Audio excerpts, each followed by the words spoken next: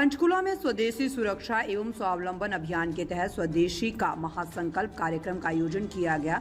इस कार्यक्रम में देश में निर्मित वस्तुओं को बढ़ावा देने के लिए अलग अलग लोगों ने अपने विचार और अनुभव साझा किए। कार्यक्रम में संदेश, उद्बोधन, वस्तु व्यवहार, स्थानीयकरण, उत्पादन और नीति जैसे अहम मुद्दों पर चर्चा हुई। इसका उद्देश्य देश में स्वदेशी उत्पादों के प्रयोग को बढ़ावा देना, युवाओं में उद्यमिता की भावना जगाना और स्वरोजगार के अवसरों को प्रोत्साहित करना है। कार्यक्रम में हरियाणा के शिक्षा मंत्री महिपाल ढांडा और हरियाणा विधानसभा के पूर्व स्पीकर ज्ञानचंद गुप्ता भी शामिल हुए। शिक्षा मंत्री ने कहा कि भारत को विकसित और समृद्ध देश बनाने का जो वर्ष 2047 का संकल्प है, उसको पूरा करने में स्वदेशी की बड़ी भूमिका होने वाली है। कहीं ना कहीं जो स्वदेश को अपनाने को लेकर अभियान जो है वो चलाया जा रहा है। बहुत पुरजोर से आज आप पंचकुला में हैं, आपने पूरे प्रदेश और देश के नाम संदेश भी दिया है, क्या कुछ कहना चाहेंगे? देखिए, किसी भी देश को अगर तरक्की, प्रगति, समृद्धि के रास्ते पर जाना है तो उसके लिए जरूरी है अपने देश का स्वयं में सब ओर से परिपक्व होना, मजबूत होना। उसी कड़ी में अगर हमें आर्थिक रूप से स्वावलंबी होना है तो जरूरी है कि हम लोग अपने उत्पादों का उपयोग करें, ज़्यादा से ज़्यादा शोध करें, शोध करके अच्छी टिकाऊ ऐसी वस्तुओं का निर्माण करके जिसका मानव शरीर पर कोई नुकसान ना हो और मानवता के कल्याण के लिए उपयोगी हो, ऐसी हर संभावनाओं से भरी हुई वस्तुओं के साथ भाव जो बहुत जरूरी हैं जीवन में, वो भाव भी ऐसे हों जो अपने देश से ओतप्रोत हो, अपनी देशभक्ति से ओतप्रोत हो। और ये सब चीज़ें, चाहे भाव है चाहे वस्तुएं हैं, ये सब चीज़ें अगर कहीं किसी चीज़ को मजबूती देती हैं या इनको मजबूत करना है तो इन दोनों के लिए स्वदेशी का होना बहुत जरूरी है।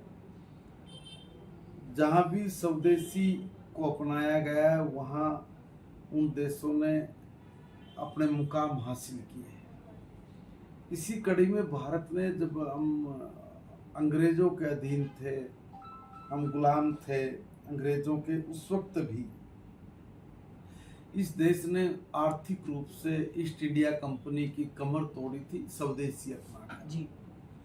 आज फिर जिस प्रकार का छद्म एक युद्ध चला हुआ है, बिल्कुल, और ये छद्म युद्ध प्रभुत्व जमाने के लिए एक दूसरे देश के ऊपर, इसमें भी कुछ देशों की इस प्रकार की सोच है कि भारत के जमते हुए पैरों को उखाड़ो और भारत को कमजोर करो।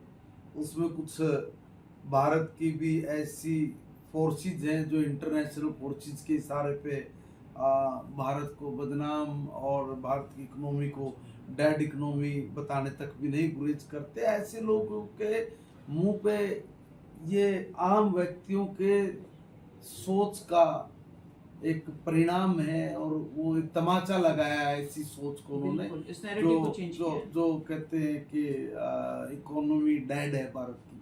तो ये लोग वही थे, इन्होंने कहा है कि डेड नहीं, बहुत उन्नत है और इसको और उन्नतशील बनाना है, इसको विकसित बनाना है, इसके लिए हम स्वदेशी अपनाएंगे।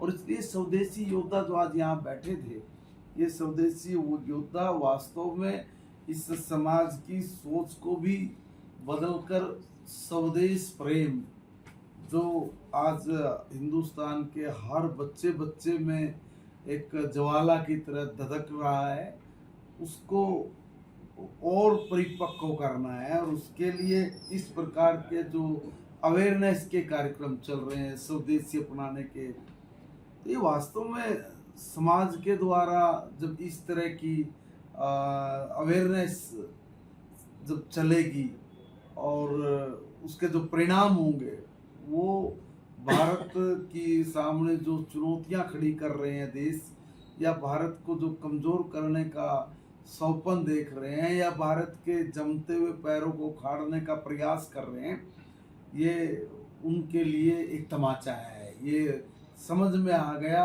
कि भारत जो बिल्कुल एकदम अपनी आज़ादी का दिन भी बनाने वाला है 15 अगस्त को, तो इस तिरंगे के महत्व को समझा रहा है ये स्वदेशी कि ये केसरिया हमारे लिए बलिदान और शौर्य का प्रतीक है। तो वहीं पर हम लोग इस श्वेत पट्टी के साथ सत्य और शांति के प्रतीक को भी साथ रखते हैं। और इतना ही नहीं है, जो हरी पट्टी है, हरी पट्टी समृद्धि का, हरियाली का ये एक प्रतीक जो मानकर हमने अपने तिरंगे को बनाया है इस देश के महान मनीषियों ने, मेरे देश के ऐसे उन स्वतंत्रता सेनानियों ने। तो ये स्वदेशी के इस आंदोलन को और ज़्यादा धार देगा।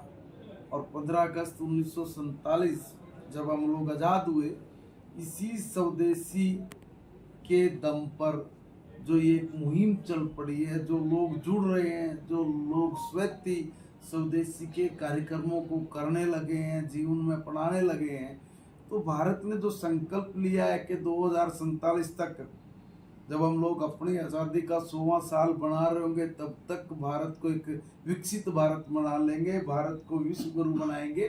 तो उसमें स्वदेशी एक बड़ा काम करेगा। 1905 में भी स्वदेशी ने भारत की तस्वीर बदलने के लिए एक डंका बजाया था, बिगुल फूंका था। और अब फिर 2047 के टारगेट को अचीव करने के लिए, विश्व गुरु बनाने के लिए स्वदेशी भारत के लिए एक स्वाभिमान का, स्वावलंबी होने का एक भाव पैदा कर रहा है। और भाव पैदा नहीं कर रहा है, इसलिए कल वो मुनीर जो पाकिस्तान का जो जनरल है, उसने भी कल विदेश की धरती से बोला है कि विश्व गुरु बनने का भारत ख्वाब देख रहा है। ख्वाब नहीं देख रहा है, हकीकत के मार्ग पर पैर रख दिया है, उस पर दौड़ अग्रसर है। जी, थैंक यू सो मच।